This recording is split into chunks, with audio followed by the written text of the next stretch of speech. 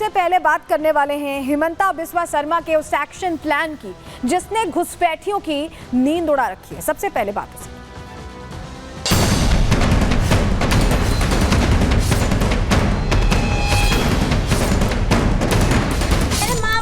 है शायद माँ बाप आए थे। हाँ, मैं यहाँ पे हम 2 बच्चे मेरे हाँ। और मेरा पति और मैं रहता हूँ। अब ये पता ना भैया, हमने तो बाद में ही तो पैदा हुआ है। अब माँ बाप कहाँ का है कहाँ नहीं है ये नहीं पता भैया। सब भाई वहीं रहते हैं सब सब बांग्लादेश में है ना। मेरा बाप दादा रिफ्यूजी था, मेरे कि देश में एनआरसी हो, कोई आइडेंटिटी हो, ऐसा एक डॉक्यूमेंट बने जिससे कौन घुसपैठिया है और कौन भारतीय है इसका डिफरेंस हम लोग कर सकता हूँ।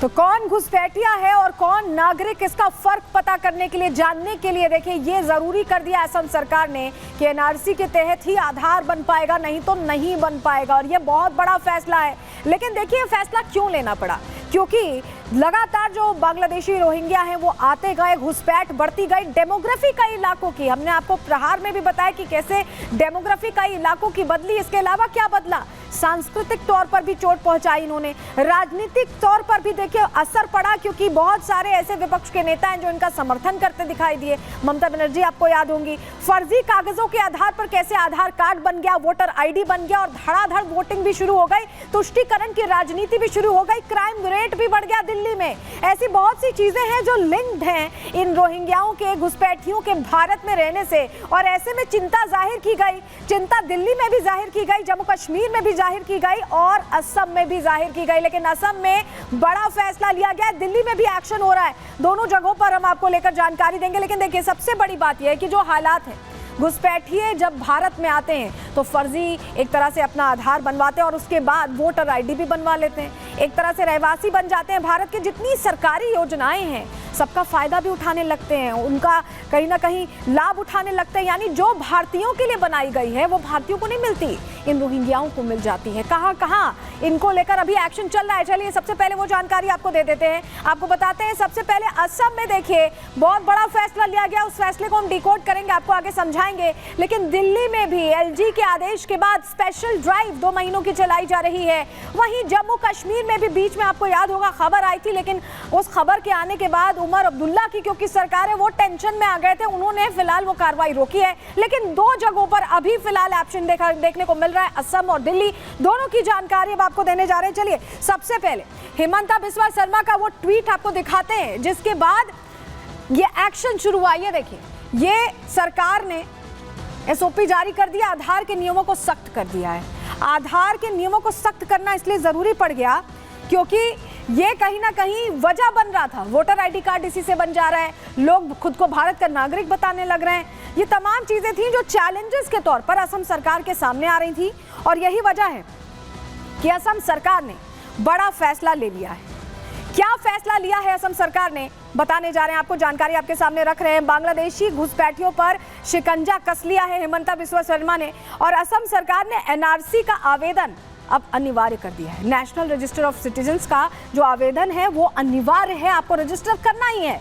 जो एनआरसी के लिए अप्लाई नहीं करेगा उसके लिए मुश्किल है। उसके लिए मुश्किल क्यों खड़ी हो रही है बता रहे हैं आपको। ऐसे लोगों का आधार कार्ड नहीं बनेगा, उन्हें आधार कार्ड दिया नहीं जाएगा, आधार कार्ड से ही सरकारी योजनाओं का लाभ मिलता है, लाभ नहीं ले पाएंगे।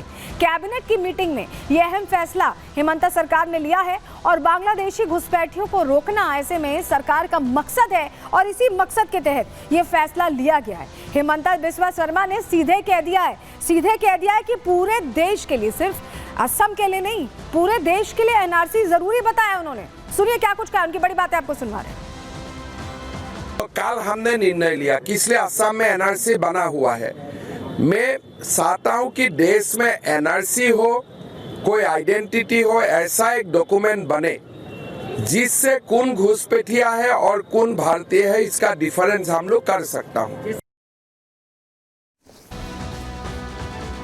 तो आप समझ रहे हैं हिमंता बिस्वा शर्मा भी यही कह रहे हैं कि इससे फर्क पता चल पाएगा कि कौन भारतीय है और कौन बाहर से आकर घुसपैठिए के तौर पर भारतीय बनके रह रहा है, योजनाओं का लाभ ले रहा है, आधार कार्ड बनवा रहा है। लेकिन अब आधार कार्ड बनवाना भी इतना आसान नहीं था।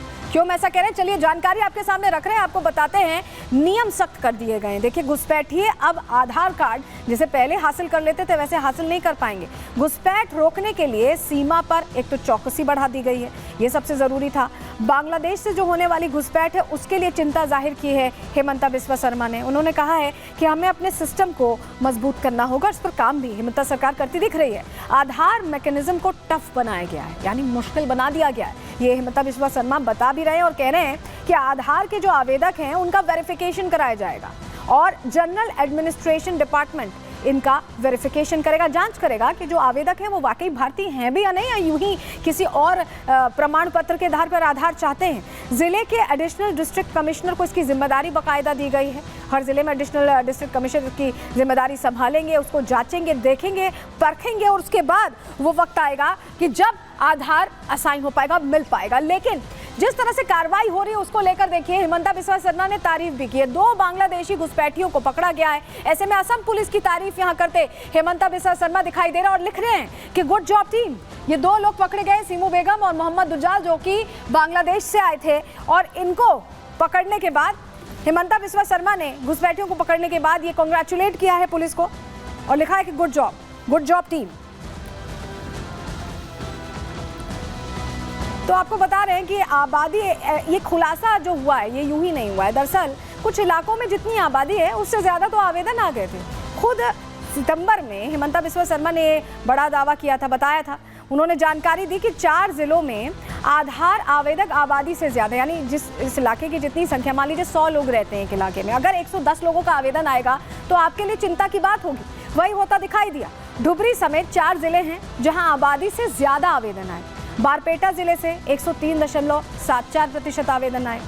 धुबरी जिले से 103% आवेदन मिले। मोरीगांव और नगांव में 101% एप्लीकेशंस आए। ये जो उस इलाके की आबादी थी उससे ज़्यादा एप्लीकेशंस आ रहे थे, जो अपने आप में चिंता का विषय बने और जिसको देखते हुए सितंबर में इसको लेकर हेमंता बिस्वा शर्मा ने जानकारी दी और अब बड़ा फैसला ले लिया गया है। लेकिन आपको बताएं कि AIUDF जो विपक्ष है वहाँ पर, वो बहुत परेशान है इससे, क्योंकि ये जो एक्शन हो रहा है उनको लग रहा है कि उनका तो वोट बैंक कट रहा है। सुनिए क्या कह रहे हैं AIUDF के नेता। देखिए, हमारे CM साहब कंफ्यूज्ड है। 19 लाख लोगों का NRC में नाम नहीं है और आधार से जो वंचित थे वो तकरीबन 30 लाख से ज़्यादा है, 29 लाख से ऐसे कुछ है जिनके पास आधार नहीं था। तो इन लोगों ने कई साल तक तो परेशानी झेलना पड़ा उन लोगों को। हम लोग विधानसभा में भी कई दफ़ा इसको उठाया कि जिनके पास NRC में नाम है, वोटर लिस्ट में नाम है, बोनाफाइड इंडियन सिटीज़न है, उनको भी, चूँकि वो NRC के टाइम किसी को बायोमेट्रिक लिया, उन लोगों का नाम भी आधार में नहीं एक्सेप्ट हो रहा था। बीच में शायद फिर उसको थोड़ा सा रिलैक्सेशन हुआ। तो जिन लोगों का NRC में नाम है, इस तरह के लोग भी आधार से वंचित है, उनको तो कीजिए। रहा NRC में जिन लोगों का नाम नहीं है, तो 19 लाख लोगों का तो रिजेक्शन स्लिप क्यों नहीं दिलाते CM साहब?